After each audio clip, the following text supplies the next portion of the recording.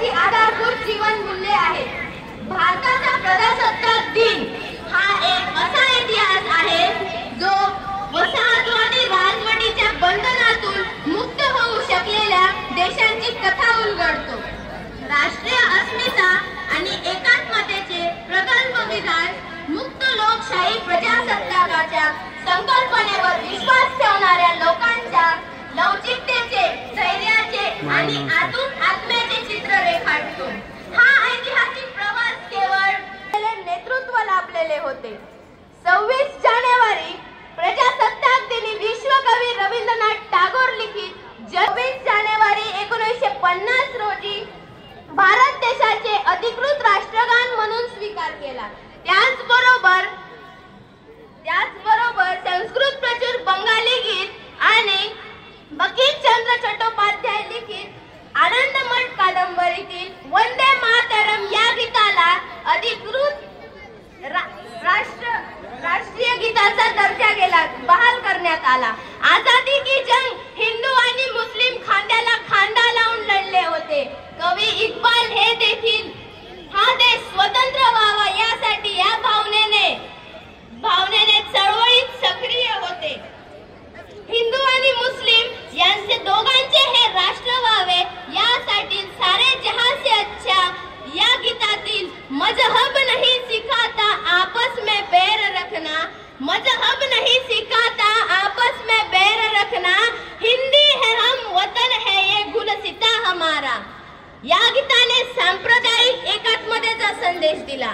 नव स्वतंत्र भारतातील सर्व निवडणुका निपक्षपातीपणे आणि मुक्त वातावरणात व्हाव्यात या उद्देशाने 25 जानेवारी 1950 रोजी प्रजासत्ताक भारत अस्तित्वात येण्याच्या अगदी एक दिवस आधी एक मिनिट इकडे या। भारतीय निर्वाचन आयोगाची पुढे जायचंय मला एक मिनिट। इलेक्शन कमिशनने केलेले हे कार्य जगाला पडलेले आणि न उमगलेले कोडे मानले जाते। स्वातंत्र्यपूर्व काळात ब्रिटिशांनी स्थापन केलेल्या द रॉयल इंडियन नेव्ही या वसाहती नौदलाचं 26 जानेवारी 1950 रोजी प्रजासत्ताक दिनी भारतीय नौसेना अर्थात इंडियन नेव्ही असे नामकरण करण्यात आले। स्वतंत्र भारताच्या प्रशासनातील संधी अधिकारी वर्गाच्या भरतीचं कार्य स्वतंत्र व निपक्षपाती यंत्रणेकडून व्हावे या उद्देशाने 26 जानेवारी 1950 रोजी केंद्रीय लोकसेवा आयोग अर्थात UPSC ची स्थापना केली गेली। सारनाथ येथील अशोक स्तंभावरील 3 सिंहांचा ऊर्ध्वभाग, त्याखाली धम्मचक्र, उजवीकडील वृषभ आणि डावीकडील घोडा हे घटक, त्याखालील उपनिषदातील सत्यमेव जयते अशी त्रिमूर्ती ज्यातून सामर्थ्य, धैर्य आणि आत्मविश्वास सूचित होते, त्यास 26 जानेवारी 1950 रोजी राष्ट्रीय बोधचिन्ह म्हणून स्वीकारण्यात आले। 28 जानेवारी 1950 रोजी स्वतंत्र भारतातील सर्वोच्च न्यायालयाची स्थापना केली गेली।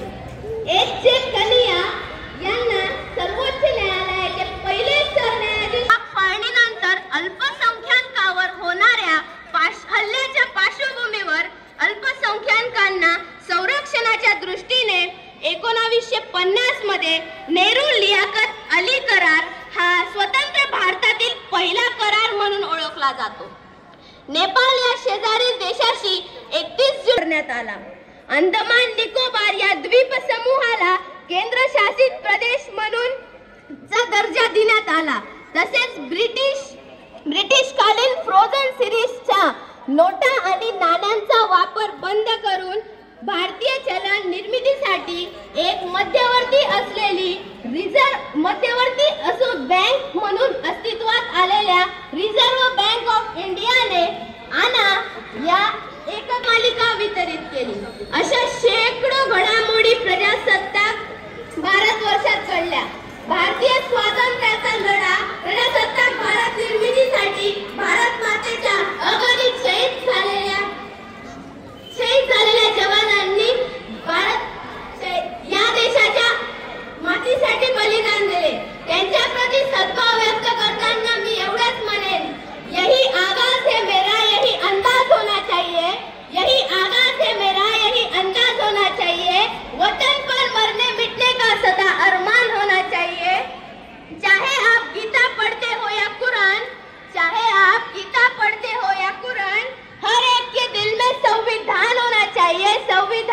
चाहिए। जय संविधान, भारत माता की जय।